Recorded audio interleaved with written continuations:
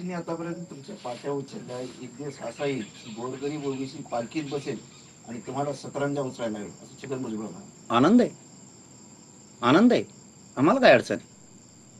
गोरगरीब ओबीसीचा हे जयस्वालाचा व्हावा अधिकारी, तो धनगराचा बसलाय बिचारा त्यो व्हावा, हे आमचा वाणी समाजाचा बसलाय इकडून हे व्हावा, असे मला वाटतं. यांचे मला माहित नाही आता.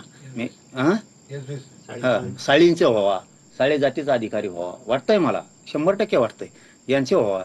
काय अडचण नाही, आम्हाला काय लाज नाही वाटणार. पण तुम्ही होऊन देणार का, हा खूप मोठा प्रश्न.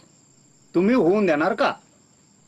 तुम्ही कुंभाराचा होऊन देणार का अधिकारी, आमदार, खासदार होऊन देणार का?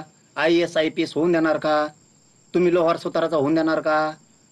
आमदार, खासदार, जिल्हा परिषदचा सदस्य, जिल्हा परिषद अध्यक्ष होऊन देणार का? सभापती तुम्ही होऊन देणार का? होऊन देणार का? नाव्याचा, परटाचा, धोब्याचा, सोनाराचा होऊन देणार का तुम्ही? सांगा. आणखीन वडरी समाजाचा, कायकडी समाजाचा, रजपुताचा, लिंगायताचा होऊ देणार का तुम्ही? कोळ्याचा होऊन देणार का?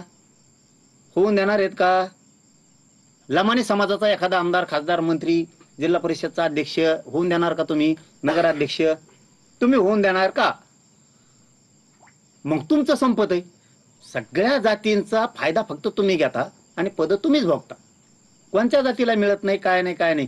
किती ते कोळी बांधव, आगरी बांधव, ते भंडारी बांधव तिकडचे किती जीवावर जोखीम घेऊन समुद्रात मासेमारी करतात. का त्यांचे लेकरं IAS IPS अधिकारी होऊ नये? का होऊ नये? का होऊ नये?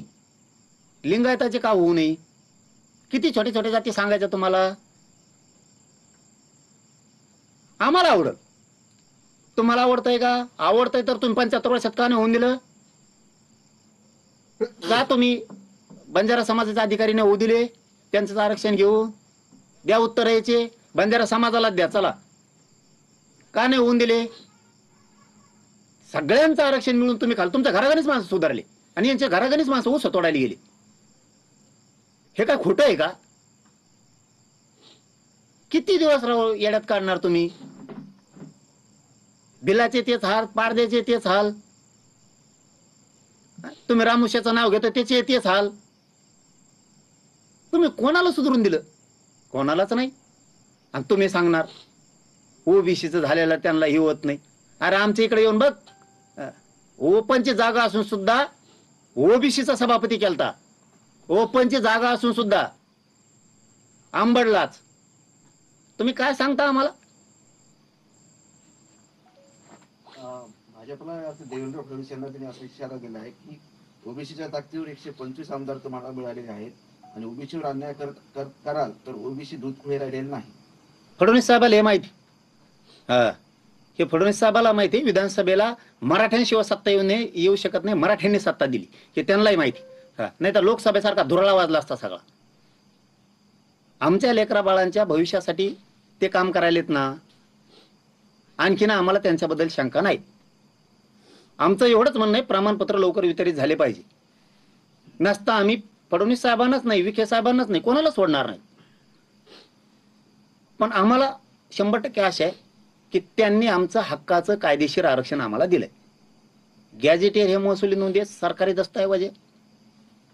फडणवीस साहेबांनी मराठ्यांच्या लेकराचं आयुष्य उद्ध्वस्त न होऊ द्यायचं, त्यानुसार मराठ्यांना मराठवाड्यातल्या सगळ्या आरक्षण द्यायचं ठरवलंय. पुढच्या आठवडाभरात किंवा 10 दिवसात पश्चिम महाराष्ट्रातल्या गॅजेटचा GR निघणार आहे. आता हे बॉम्ब बालणारच. त्यांना वाटतं सगळं आमच्यामुळेच आहे. गाडी खाली काय चालत असतं माहिती आहे तुम्हाला? त्यांना वाटतं आम्हीच गाडी उडीतो. असा तो घुरटे भुजबळ देऊ. दादा तुम्ही प्रमाणपत्राचा उल्लेख केला. यावेळी छगन भुजबळांनी पण असं म्हटलंय की आम्हाला 10 महिने आधी प्रमाणपत्र काढायला लागायचे. आता सकाळी अर्ज केला तर संध्याकाळी कुणबीचं सर्टिफिकेट हातात येऊ लागले. अधिकारी इतके हुशार कसे काय झाले? कारण तुमच्या दबावातून ते मुक्त झाले. तुम्ही असा दबाव केला होता की मराठ्यांना काय द्यायचं ते मराठ्यांचं वाटलं झालं होतं फक्त गुप्त. आता मराठ्यांचे लेकरं हुशार झाले. गरीब गरजवंत मराठा हुशार झाला. त्यामुळे अधिकाऱ्यांना नाही वाटतं ना, याची नोंद सापडली, शिंदे समितीने सापडली, याला आरक्षणाचं प्रमाणपत्र दिलं पाहिजे. का रोखून धरायचं? तुम्ही आमचं ते रद्द करता म्हणणार आणि मग तुमचं 94चं का रद्द होऊ नये? 16% दिलेलं म्हणजे आमचा रेकॉर्ड असून सुद्धा आमचं रद्द करणार? एवढं सोपं आहे का रद्द करणं ते? आणि तुमचे कोणीही नेते उठू देत, निघालेत मराठ्याला विरोध करायला, आरक्षण देऊ नका. अरे आमचे नेत्याला तुम्ही बोलता विखे साहेबांनी इकडे जाऊ नये, आमदार खासदारांनी इकडे जाऊ नये, तिकडे येऊ नये. ते ओबीसीचं आरक्षण रद्द करायला येत नाहीत, करा म्हणाले येत नाहीत. किंवा मराठ्यांचे नेते आमच्या आंदोलनात सहभागी होते, नेते होते, विरोधी पक्षाचे पण होते, विरोधी पक्षाचे धाडसानं सगळ्यात पुढे, आणि सत्ताधारी पण मराठ्यांचे नेते आमच्या आंदोलनात सहभागी होते. का म्हणून होते माहितीये का? जरा त्या घुरट भुजबळा जरा डोकं लावा म्हणा, का होते ते? एखाद्याच्या गरीबाच्या लेकराला आरक्षण द्या, त्याचं कल्याण हो द्या म्हणून येतात, कल्याण करण्यासाठी. आणि तुमच्याकडे जे येतात ते देऊ नका म्हणून येतात. याच्यात फरक आहे. ही संस्कृती आहे का महाराष्ट्राची? देऊ नका म्हणाल ते म्हणतात का ओबीसीला? आमचे मराठ्याचे नेते सत्ताधारी आणि विरोधक आमच्यात येतात, कोणाला देऊ नका म्हणाल नाही, ते म्हणतात का ओबीसीला आरक्षण देऊ नका? एक मराठ्यांच्या लेकराला, गरीबाच्या लेकराला आरक्षण द्या म्हणून म्हणायला येते. ही फरक आहे ओबीसीच्या नेत्यात आणि मराठ्याच्या नेत्यात. मराठ्याचे नेते ओबीसीला आरक्षण देऊ नका हे म्हणण्यासाठी कधीच बाहेर येत नाही, पण मराठ्यांना द्या म्हणायला 100% देव बाहेर येणार. कस काय नाही येणार? ते द्या म्हणतोय, ओबीसीला देऊ नका म्हणत नाही, मराठ्यांच्या लेकराला द्या म्हणतोय, येणार.